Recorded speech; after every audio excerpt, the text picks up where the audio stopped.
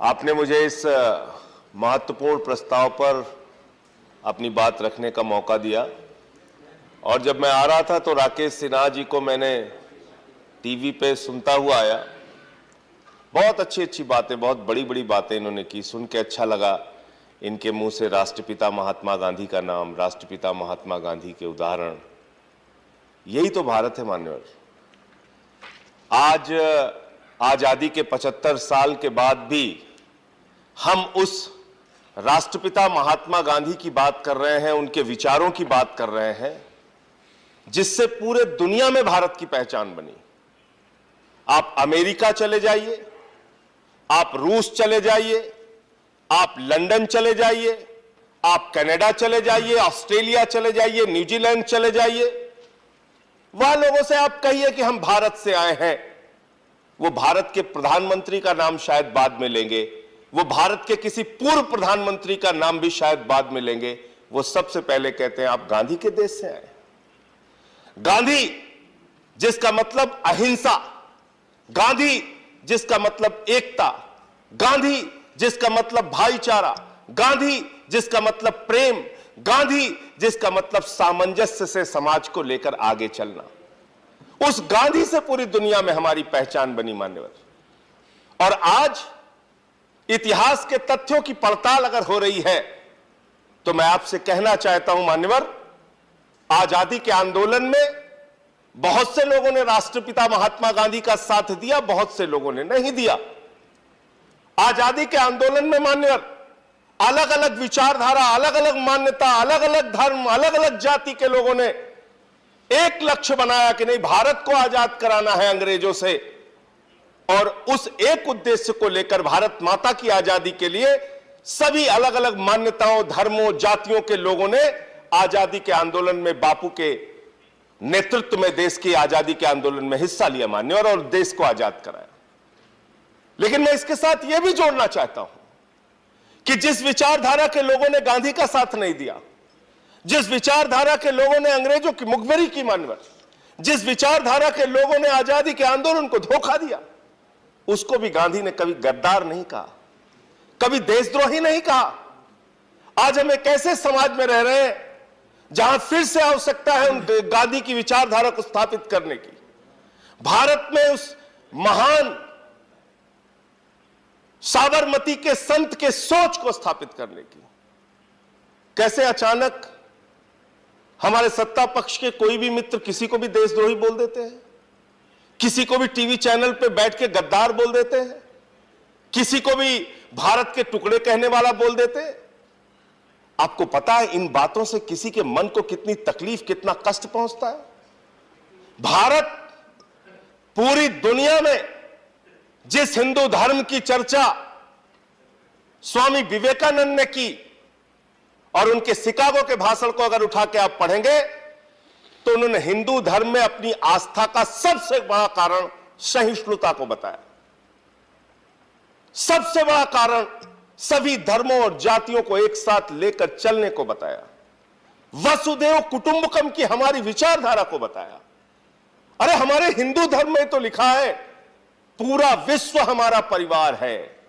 तो जब हम कहते हैं कि पूरा विश्व हमारा परिवार है मान्यवर, तो हिंदू भी हमारे परिवार का हिस्सा है, मुसलमान भी हमारे परिवार का हिस्सा है, सिख भी हमारे परिवार का हिस्सा है, ईसाई भी हमारे परिवार का हिस्सा है, अगड़े भी हमारे परिवार का हिस्सा है, पिछड़े भी हमारे परिवार का हिस्सा है। और जब हम गर्व से भारत माता की जय लगाते हैं तो भारत माता की जय का मतलब 130 करोड़ हिंदुस्तानियों की मां का जय लगाते हैं हम, 130 करोड़ हिंदुस्तानियों की।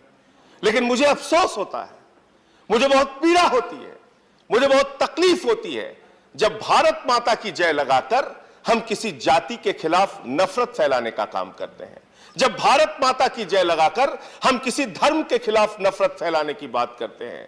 भारत माता की जय का मतलब है 130 करोड़ हिंदुस्तानियों की जय, और 130 करोड़ हिंदुस्तानियों की जय का मतलब है तमिलनाडु वाले का भी जय, केरला वाले का भी जय, आसाम वाले का भी जय, उड़ीसा वाले का भी जय, बंगाल वाले का भी जय, यूपी वाले का भी जय, बिहार वाले का भी जय, पंजाब वाले का भी जय, पूरे हिंदुस्तान की जय। ये सोच अपने अंदर विकसित कीजिए। आप प्रस्ताव लेके आए राकेश सिन्हा जी, मुझे बड़ी प्रसन्नता हुई। आज इतने गंभीर विषय पे इस सदन में चर्चा हो रही है। हम लोग डॉक्टर लोहिया को मानने वाले लोग हैं, समाजवादी आंदोलन से निकले हुए लोग हैं। रघु ठाकुर जी के साथ हमने काम किया लंबे समय तक। आदरणीय रघु ठाकुर जी ने हमेशा यही सिखाया, लोहिया के विचारों से हम लोगों को हमेशा शिक्षित करने का, प्रशिक्षित करने का काम किया।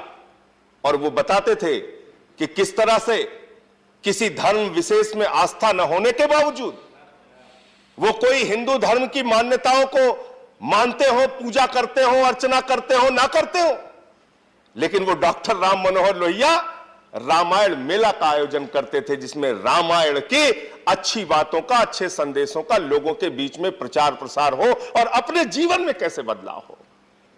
अगर हम रामचरितमानस की चर्चा करते हैं मान्यवर, उसकी एक लाइन पे अगर हम अपना पूरा जीवन बिता दें, रामचरितमानस की सारी लाइनों को आप पढ़े ना पढ़े, उसके विस्तार में जाए ना जाए, सिर्फ एक लाइन पे अगर अपना पूरा जीवन हम बिता दें तो हम समझते हैं कि हमारा जीवन धन्य हो जाएगा। सब नर करहि परस्पर प्रीति, आपस में प्यार से हम रहें, यह हमारा रामचरितमानस संदेश देता है। हमारा हिंदू धर्म वसुदेव कुटुंबकम की बात करता है। लेकिन आजादी के 75 साल के बाद हम कहां खड़े हैं? आजादी के 75 साल के बाद हम किसी के कपड़े पर सवाल उठाते हैं, हम किसी की भाषा पे सवाल उठाते हैं, हम किसी की जाति पे सवाल उठाते हैं, हम किसी के धर्म पर सवाल उठाते हैं। क्या ऐसे भारत आगे बढ़ सकता है मान्यवर? क्या ऐसे इस देश का विकास हो सकता है? क्या ऐसे वसुदेव कुटुंबकम की विचारधारा पूरी दुनिया में फैल सकती है? नहीं। और इसलिए अगर हम गौतम बुद्ध को मानते हैं, अगर हम राष्ट्रपिता महात्मा गांधी को मानते हैं, अगर हम हिंदू धर्म को मानते हैं, तो सबसे पहली प्राथमिकता, मैं सत्ता पक्ष में बैठे हुए लोग हों या विपक्ष में बैठे हुए लोग हों, हमारे आपस में कितने भी मतभेद हों, हो सकता है राकेश सिन्हा जी से हमारे वैचारिक मतभेद हों, हो सकता है भारतीय जनता पार्टी से हमारे वैचारिक मतभेद हों, लेकिन भारत की जो संस्कृति है, भारत की जो सभ्यता है, भारत की विविधता में एकता, भारत की विशेषता, जो ये पहचान है, इस पहचान को कभी भी हम मिटने नहीं देंगे। आज इस प्रस्ताव के माध्यम से इस बात का संकल्प हमारी सारी राजनीतिक पार्टियों को इस सदन के अंदर लेना चाहिए माननीय। इस प्रस्ताव को आज पास करते हुए यह संकल्प अपने मन में लेना चाहिए, ईमानदारी से लेना चाहिए। और अगर हम लोकतंत्र की बात करते हैं मान्यवर, तो हमारा लोकतंत्र क्या है? अलग अलग दलों के लोग चुन के आते हैं, अलग अलग राज्यों से चुनकर लोग आते हैं, अलग अलग भाषाओं को मानने वाले लोग चुनकर आते हैं। लोकतंत्र भी तो यही कहता है, मत भिन्नता हो, आपस में आपके वैचारिक विरोध हो, अलग अलग मुद्दों पर आपकी अलग अलग राय हो, लेकिन बावजूद इसके देश के हित में, राष्ट्र के हित में हम सब एक साथ मिलकर काम करें। यह सदन इस बात का प्रतिनिधित्व करता है। भारत की संस्कृति का प्रतिनिधित्व यह सदन करता है मान्यवर। भारत की संस्कृति का, भारत की सभ्यता का, भारत की भाषा का, भारत की पहचान का, राष्ट्रपिता महात्मा गांधी के संदेश का प्रतिनिधित्व यह सदन करता है। जहां अलग अलग राज्यों से, अलग अलग भाषाओं के, अलग अलग जातियों के, अलग अलग धर्मों के लोग मिलकर चुनकर आते हैं और यहां पर देश के हित में जो योजनाएं बनाते हैं, तमाम मत भिन्नताओं के बावजूद एक साथ मिलकर काम करते हैं। यही भारत का लोकतंत्र है। तो जब हम कहते हैं विविधता में एकता, भारत की विशेषता, तो मैं राकेश सिन्हा जी से पूछना चाहता हूं कि हम इस विशेषता को खत्म करने पर क्यों तुले हुए हैं? क्यों आमादा इस विशेषता को समाप्त करने के लिए? क्यों हम आपस में रोज नफरत की बात करते हैं? क्यों हम लोगों को आपस में झगड़े कराने की बात करते हैं?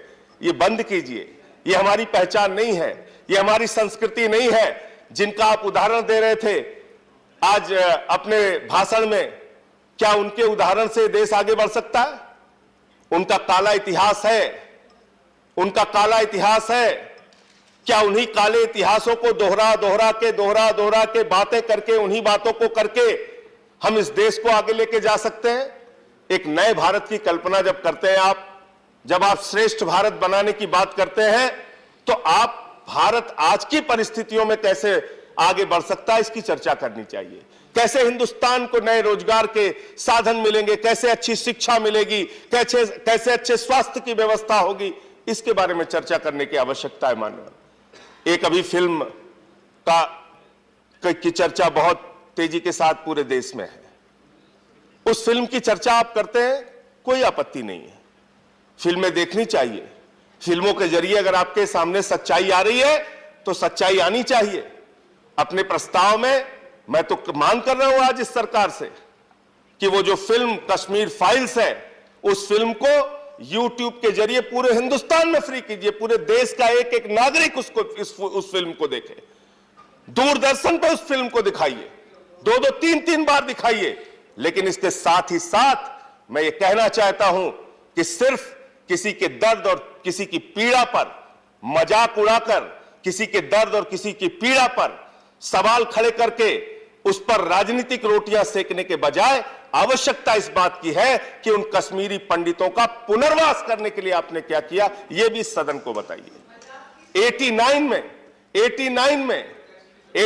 में आपको शायद याद होगा, नहीं याद होगा, लेकिन जब कश्मीरी पंडितों को निर्ममता के साथ पीट पीट के वहां से बाहर किया गया मान्यवर, उस समय हमारी भारतीय जनता पार्टी सरकार में थी, मान्यवर सरकार में थी, ये लोग सत्ता में थे, ये सत्ता के भागीदारी थे, वीपी सिंह जी प्रधानमंत्री थे, और कश्मीरी पंडितों को जब मार मार के भगाया जा रहा था, आप सत्ता के साथ बैठे हुए थे, खामोश थे।